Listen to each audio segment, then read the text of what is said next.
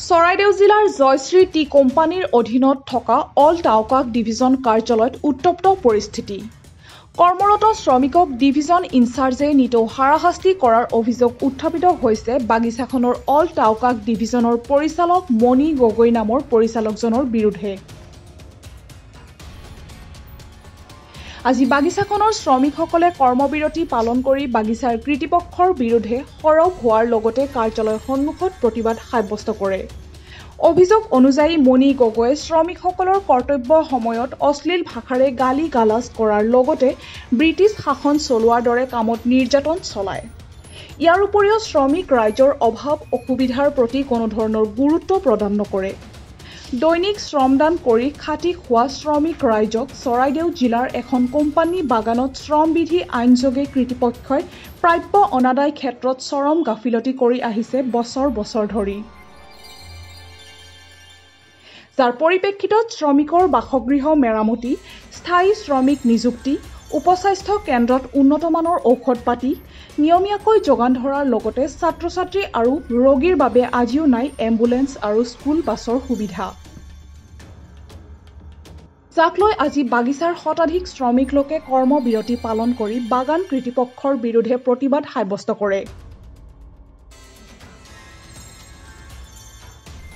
হয়, আমি দেখিবলৈ পাইছোঁ আজি পুৰণা টাউকা চাহ বাগিচাত আজি চাহ শ্ৰমিকৰ ওপৰত যি অন্যায় অত্যাচাৰ কৰিছে, অশ্লীল ভাষাৰে ব্যৱহাৰ কৰিছে।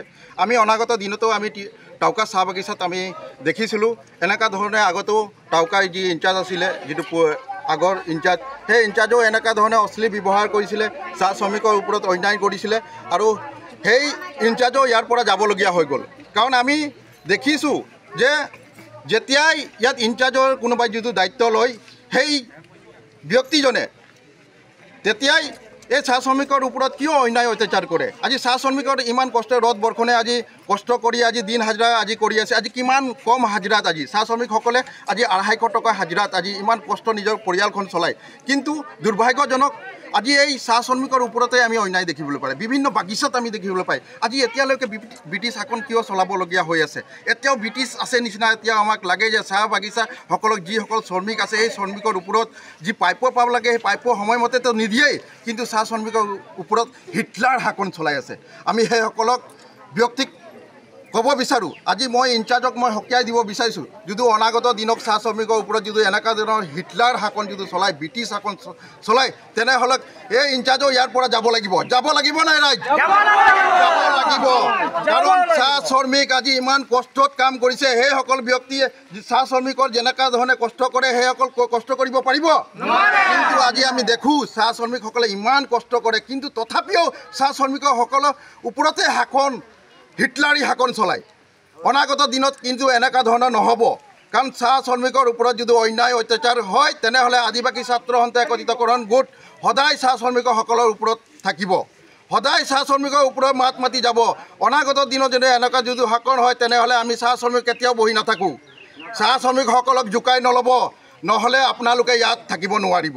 কাৰণ আজি চাহ শ্ৰমিকসকলে কাম কৰিছে, সেইসকল মেনেজাৰগিৰি দেখাইছে, সেইসকলে বাবু দেখুৱাইছে, সেইসকলে আজি কাম কৰিছে। এহেঁতিও আজি কাম কৰাৰ বিনিময় দৰমহা পাইছে, কিন্তু এহেঁতৰ পোষ্টকেইটা বেলেগ বেলেগ আছে। কিন্তু একমাত্ৰ খাটিছে কোনে?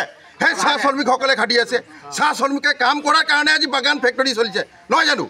আজি চাহ শ্ৰমিকে কাম কৰাৰ কাৰণে বাগানখন আছে। চাহ শ্ৰমিকে যদি কাম বন্ধ কৰি দিলে তেনেহ'লে বাগান চলিব? এই অসমত সোণৰ অসম বনোৱা একমাত্ৰই চাহ শ্ৰমিকসকলৰ অৱদান আছে। চাহ শ্ৰমিকে খাটি থকাৰ কাৰণে আজি অসমখন সোণৰ অসম গঢ়িত যিসকলে শ্ৰমিকে গঢ়িছে, কিন্তু এই সকলোকে ওপৰতে অন্যায় অত্যাচাৰ হৰ সময়ত হৈ থাকে। চৰাইদেউৰ পৰা অনিল সোণাৰ ৰিপৰ্ট, প্ৰাত টাইম। অসমৰ সংবাদ জগতখনৰ বাবে এক সুখবৰ। নৰূপ নসাজেৰে প্ৰায় 30 বছৰীয়া অভিজ্ঞতা পুষ্ট সাপ্তাহিক কবচ পুনৰ এবাৰ ৰাজ্যৰ মাজলৈ। স্বত্বাধিকাৰী প্ৰণীতা কলিতাৰ দ্বাৰা প্ৰকাশিত আৰু অমৰজ্যোতি প্ৰিণ্টাৰ্ছ, গুৱাহাটী কমাৰ্চ কলেজৰ বিপৰীত ফালে মুদ্ৰিত। আমাৰ ঠিকনা মুখ্য কাৰ্যালয় অসম ফৰেষ্ট স্কুল, হৰি মন্দিৰ পথ, গুৱাহাটী আৰু অস্থায়ী কাৰ্যালয় কলিতা মাৰ্কেট, বিজয়নগৰ, কামৰূপ, অসম। মোবাইল নং 9435114666 আৰু 7024722813 মেইল ID prabhatiahom@gmail.com